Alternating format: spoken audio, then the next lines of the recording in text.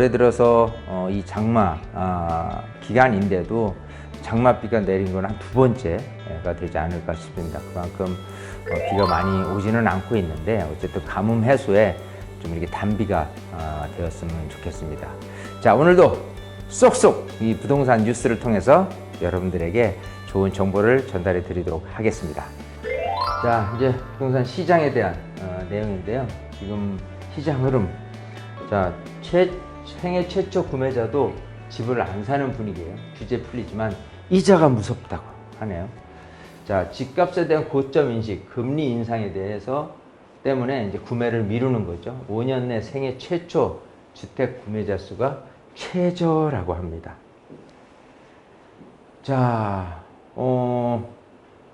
이렇게 이제 신혼초이기도 하고 생애 최초이기도 한 있는데 생애 최초로 집을 사려던 계획을 뒤로 미루는 무주택자가 늘고 있다. 집값 고점 인식, 가파른 대출금리 인상 등 맞물리면서 무주택자의 매수 심리가 확 가라앉은 여파다라고 하는 거예요. 생애 첫 주택 매수자 수의 추이인데 연도별로 보니까 2018년 매년 지금은 이제 상반기예요. 요거는 상반기만 갖고 얘기한 건데 같은 상반기라도 뭐 34만, 27만, 32만원, 37만이 전년도 2018, 19, 20, 21년도인데 올해 들어서 대폭 줄었죠. 예. 물론 이 생애 최초를 위한 대출에 대한 혜택은 훨씬 늘어나 있기는 합니다. 물론 제한적이기도 해요. 그게 이제 DSR이라는 부분 분명히 또 다시 언급을 합니다. 자, 집값 LTV는 최대 80%라고 했는데 론투 밸류죠. 집값 담보 비율이 얼마냐인데 DPI, 데비트 인컴, 내 소득이 얼마에 따라서 내 대출을 얼마까지 가능하게 하는 부분인데요. 이 DSR, 데비트 서비스 레이티어예요. 총부채 상환 비율이에요. 즉 내가 이것 말고 다른 담보로 돈을 빌렸다, 대출을 일으켰다라고 한다면 그것까지 묶어서 이거를 넘지 말아야 되는 그런 비율이 또 있습니다. 그렇기 때문에 전체적으로 생애 최초자라고 쓴다고 하더라도 이제 규제는 아직은 살아있다라는 부분이고 아까 말씀드린 대로 정말 중요한 건 앞으로 현재 금리 그리고 앞으로 더 오를 금리가 무서워서 생애 최초 구입자들이 지금 선뜻 집을 못 사고 있는 부분이 있습니다. 자, 1분기 시중은행 평균 주택 대출 금리는 3.87%로 1년 전보다 1.2포인트 뛰었어요. 서울의 중소형 아파트 가격은 9억 원 수준인데 가령 70% 30만 개를 대출받으면 다달이 갚는 원리금만 296만 원에 이른다 이거예요. 총 대출이자가 4억 3천만 원이네요. 1년 전보다 매달 이자로 40만 원 더 내야 한다. 더군다나 이달부터 대출 1억 원을 초과하면 총부채 원리금 상환비용 DSR 규제를 적용받게 된다. 이 원금과 이자 상환액 비율이 소득의 40%를 넘지 않는 수준에서 대출 한도가 매겨져 소득이 낮으면 그만큼 대출 한도는 낮아진다. 특히 금리 인상으로 이자 부담이 커지면 기준이 되는 원리금 상환액도 불어나 자연히 대출 한도는 줄어든다라는 거예요. 그래서 단순히 대출 한도만 늘려줄 게 아니라 미분양 아파트를 사면 세금을 깎아주거나 이 정책 대출에 한해서 금리를 확 낮춰주는 식의 대출 혜택이 뒤따라야 생애 첫 주택 구매자에게 도움이 된다. 그래야 조금 늘어나지 않겠느냐라는 부분이 있습니다. 그래서 지금 전체적인 부동산 시장에 생애 최초 구매자도 집을 안 사는 분위기로 지금 얘기를 하고 있습니다. 또 시장 분위기예요. 집값 깎아준다. 14억도 빌려주겠다. 누가 빌려주는 거예요? 집주인이 빌려주는 거예요. 거래를 하면서. 자, 집거래 몰린 집주인 왜 그럴까? 집값도 깎아주고 돈도 빌려주고. 자, 볼까요? 어떤 내용인지. 이제 뭐 쭉 이제 뒤쪽에 결론에 얽힌 내용인데 최근에는 대출 규제와 금리 인상으로 현금 동원력을 갖춘 매수자를 찾기 어렵자 매도인은 직접 잔금에 대해 무이자 대출을 해주겠다고 나선 사례도 있었습니다.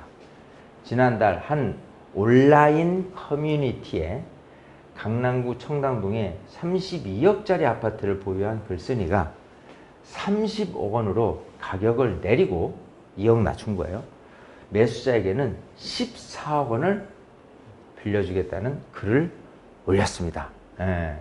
일단은 16억은 받고 14억은 나중에 받겠다는 어떤 장치를 해놨겠죠. 빌려주겠다는 표현을 썼는데 청담동은 토지거래 허가구역이어서 주택을 취득하면 2년간 의무적으로 거주해야 하는데 매수자가 의무 거주 기간을 채우고서 전세 세입자를 구할 때까지 부족한 자금을 무이자로 빌려주겠다는 거예요.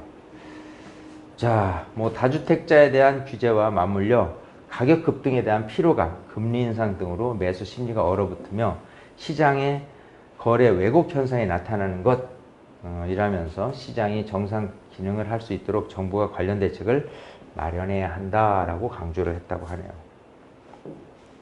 자, 지금도 어쨌든 이 시장 분위기인데, 자, 이렇게 파시는 분은 파시는 나름대로의 답답함이 생길 거예요. 자, 김모 씨는 전세를 준 용인지 수주구 아파트를 처분하기 위해서 3개월 전부터 인근 중개업소에 매물을 내놓았습니다. 김 씨가 일시적 2가구 1세대 일시적 2주택에 대한 주어지는 양도세 비과세 혜택을 보기 위해서는 오는 9월까지 이 아파트를 팔아야 한다. 그렇기 때문에 최고 가격보다 3천만 원을 낮췄지만 최근까지도 집을 보러 오는 사람이 거의 없었다. 이 답답한 마음에 온라인 아파트 직거래 카페에 가입을 해서 매물을 올려놨다. 김 씨는 사겠다는 사람이 나타나면 가격을 좀 더 낮춰서라도 바로 집을 팔 생각이라고 말했다. 지극히 현실적이죠. 요즘 이런 분위기입니다. 자, 이렇게 꼭 팔아야 되는 사람들이 이제 생겨났고, 그런 사람들이 이제 많아서 물량이 많기 때문에 팔아야 하는 집주인 공급량은 늘어나고, 또 싸게 사는 매수인 더 싸게 사기 위해서 기다린 이런 추세가 돼 있다라는 거예요. 자, 회원수 13만 명에 달하는 유명 포털 사이트 아파트 직거래 전문 카페에 직접 접속을 해보니까요, 하루 동안 수십 건의 매물이 올라오고 있었어요.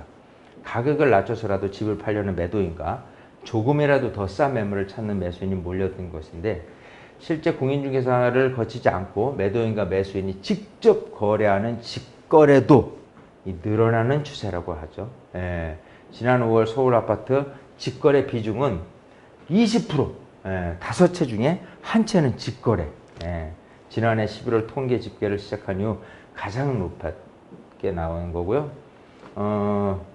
7월에도 신고된 건수가 지금 28.3이니까 거의 뭐 10채 중에 뭐 3채가 지금 직거래로 거래가 되고 있다라는 부분입니다.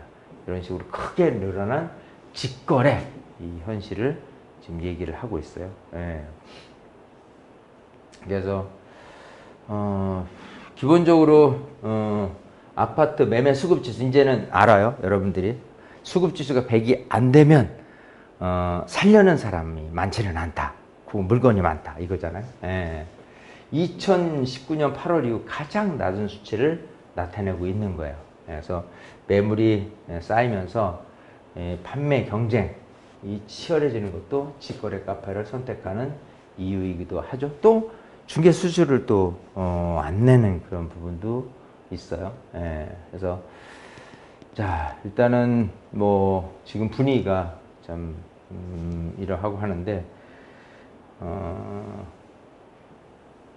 그러다 보니까 맞교환이라는 것까지 나타나고 하잖아요. 맞교환, 무이자 대출, 불황이 낳은 거래 왜곡, 이렇게 극심한 거래 절벽 현상이 지속하자 다양한 방법이 동원되기도 한다. 아파트 직거래 카페는 아파트 막귀한 희망자를 위한 코너가 별도로 마련되어 있었다. 세제 혜택 등을 보기에 특정 시점까지 집을 반드시 팔아야 하는 사람들이 비슷한 가치의 아파트를 찾아 교환 거래에 나서는 거. 서로를 팔기는 팔아야 되고 어느 정도 자기 가치는 좀 높여서 팔고는 싶고 그러다 보니까 서로 이렇게 막교환 형식으로 이렇게 하는 거죠. 교환 건수가 이렇게 점점 늘어나는 추세죠. 지난해 같은 기간보다 8.9% 늘었다라고도 얘기 나오고 있습니다. 어쨌든 지금 부동산 시장에 대한 현실을 아주 노골적으로 얘기를 해주고 있습니다. 오늘도 쏙쏙 이 부동산 뉴스를 통해서 여러분들에게 정보를 전달해 드리겠는데요. 여러분들이 제가 이제 뉴스 전달을 하면서 그냥 당연히 그 뉴스에 대한 내용을 읽어드리는 내용이 아니라요. 전체적인 윤곽을 이참에 이제 공부하는 타이밍으로 이제 삼는 사례들이 많이 생겨요. 그래서 꾸준히 여러분들이 이거를 이제 듣고 이해를 하시다 보면은 체계적인 좀 공부가 될 수 있도록 제가 이제 준비해서 말씀을 드리는 거니까 어쨌든 이 쏙쏙 이 부동산 뉴스를 통해서 여러분들이 체계적인 이 부동산 정보를 잘 습득하시길 바라겠습니다. 자, 마치겠습니다.